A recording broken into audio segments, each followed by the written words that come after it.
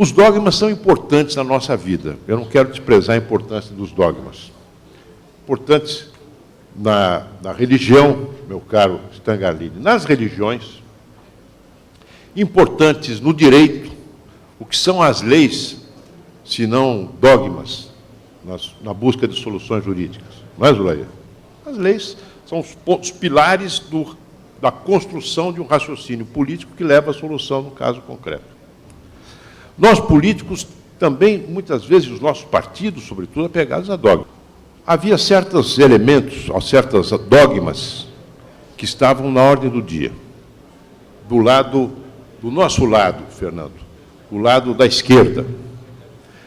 Nós considerávamos, e isso para nós era absolutamente irremovível, que era preciso limitar a presença do capital estrangeiro na economia brasileira. Porque nós considerávamos que empresas estrangeiras drenavam recursos para o exterior e, com isso, diminuíam a nossa capacidade de poupança interna e de investimento. Havia algumas correntes que pregavam até a total estatização das empresas estrangeiras. Acreditávamos também que o Brasil caminharia para a estagnação se não fizéssemos uma reforma agrária sem indenização prévia em dinheiro. Porque a presença do latifúndio improdutivo, ao perpetuar uma agricultura de pouca, enfim, capacidade de produção, diminuiria, de um lado, a disponibilidade de alimentos e, portanto, pressionaria a inflação, e, de outro lado, era um obstáculo intransponível à expansão do trabalho assalariado do mercado interno.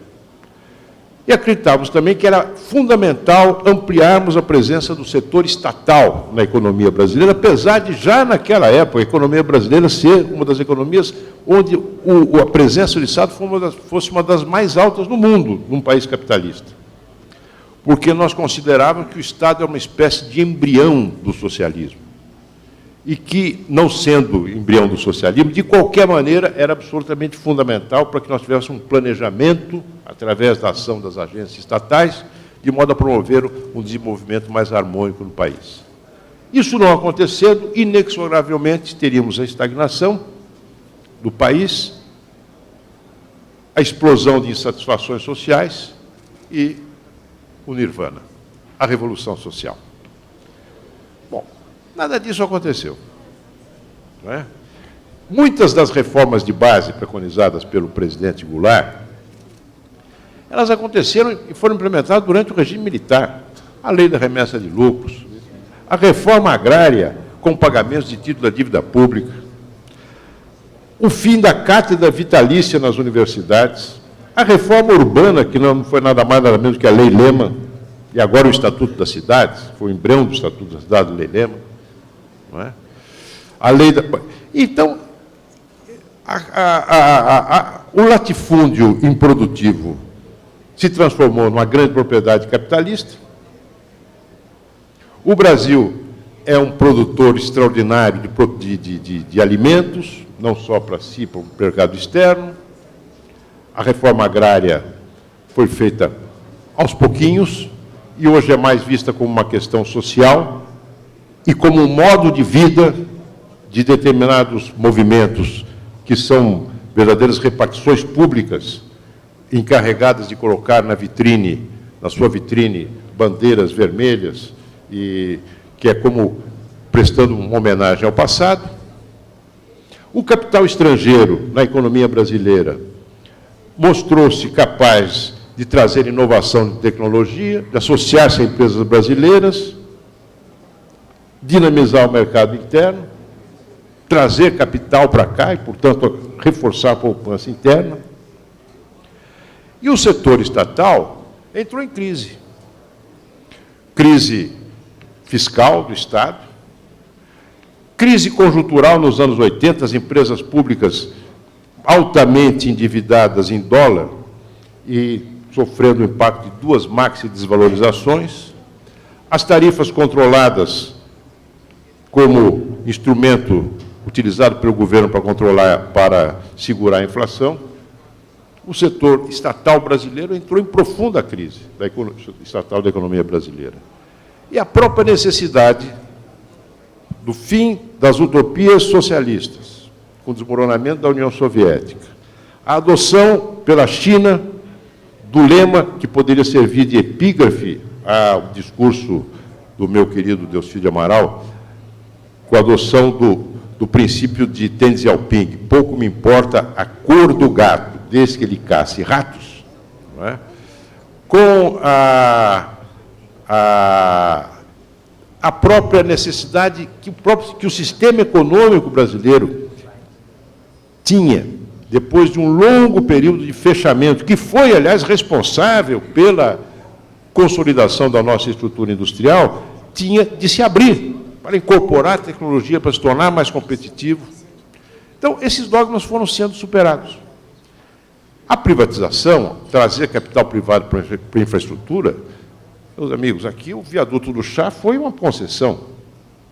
Quando a cidade de São Paulo saiu do Centro Velho e atravessou o Vale do Anhangabaú em direção à Praça da República. Não é?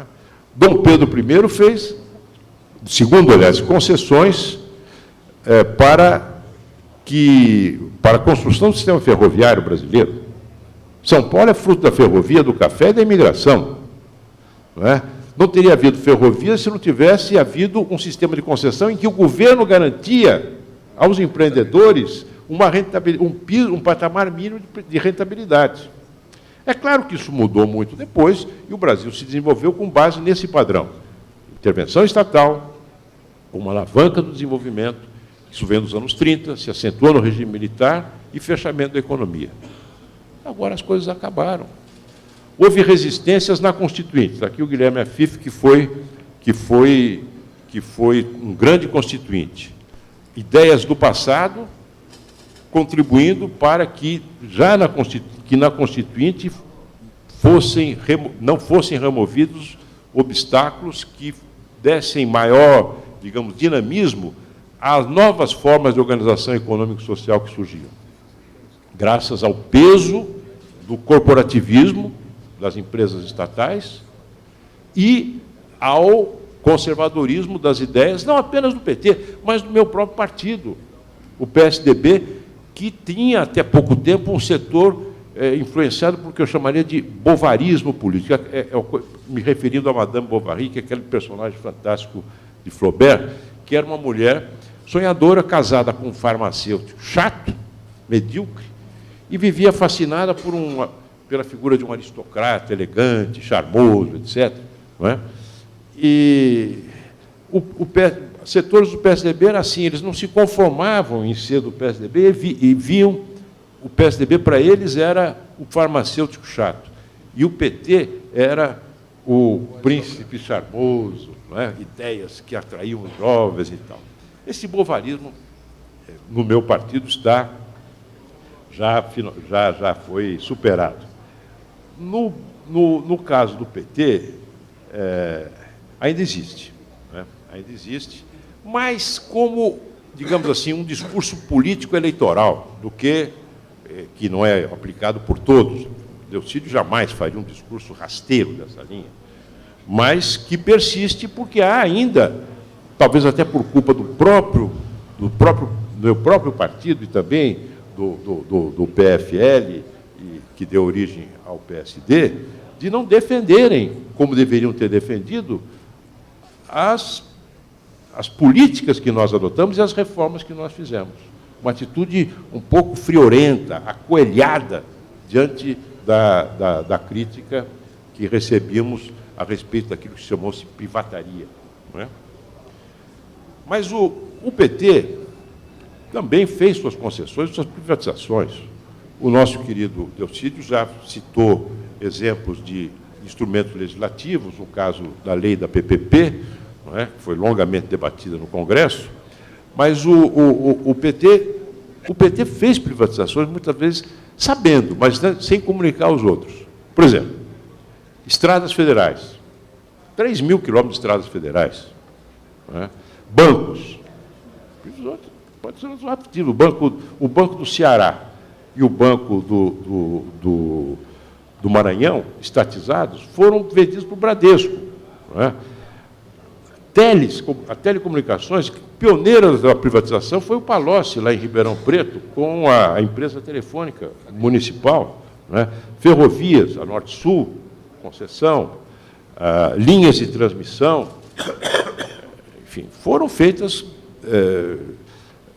parcerias público-privadas, privatizações, concessões. No fundo, o princípio é o mesmo, é trazer para setores de interesse geral, especialmente de infraestrutura, capital, capacidade gerencial, capacidade de trazer novas tecnologias do setor privado, encarregado de administrá-las segundo os seus critérios de lucro e de eficiência, mas sob a regulação do Estado. Essa é a ideia básica que preside a todas essas formas políticas, essas formas jurídicas. Não é? Agora, é preciso que casse ratos esse gato. E, para isso, o que nós precisamos fazer, na minha opinião, é trabalhar para que elas sejam cada vez mais produtivas, cada vez mais eficientes e dêem cada vez melhores resultados.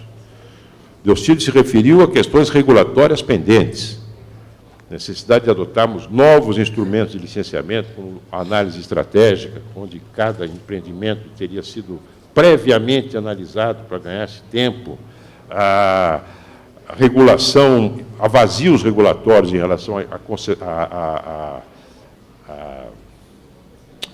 digamos, a lei das licitações, há questões jurídicas pendentes gravíssimas e que o Supremo Tribunal Federal não resolve sobre a titularidade no serviço de saneamento nas regiões metropolitanas, que é um grande problema, é um grande óbice a investimentos privados no setor de saneamento, e estudar algumas questões que, no meu entender, são críticas, desde que foi, até agora,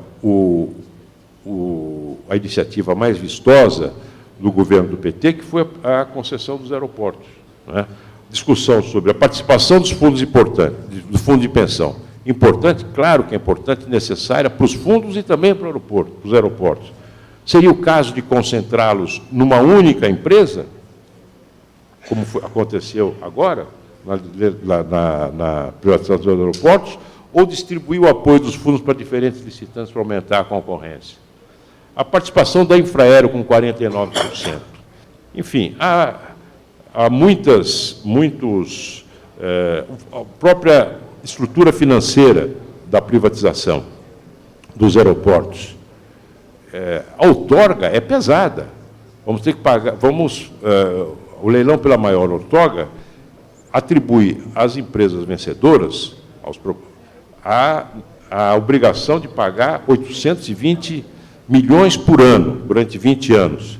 Ora, a receita do aeroporto de Guarulhos, por exemplo, a receita líquida, é de 350 milhões. Como é que vai pagar a outorga? E, além de pagar a outorga, tem que fazer investimentos, tem que melhorar o serviço. O que vai acontecer? Vamos ter revisão de contrato, vamos ter dinheiro do Tesouro na parada, novamente. Enfim, há muitas questões que precisam ser estudadas para que nós possamos fazer com que este gato possa caçar cada vez mais ratos e possa contribuir para que nós tenhamos um país mais moderno, mais desenvolvido e um país que todos nós, como nós desejamos que seja o Brasil. Muito obrigado.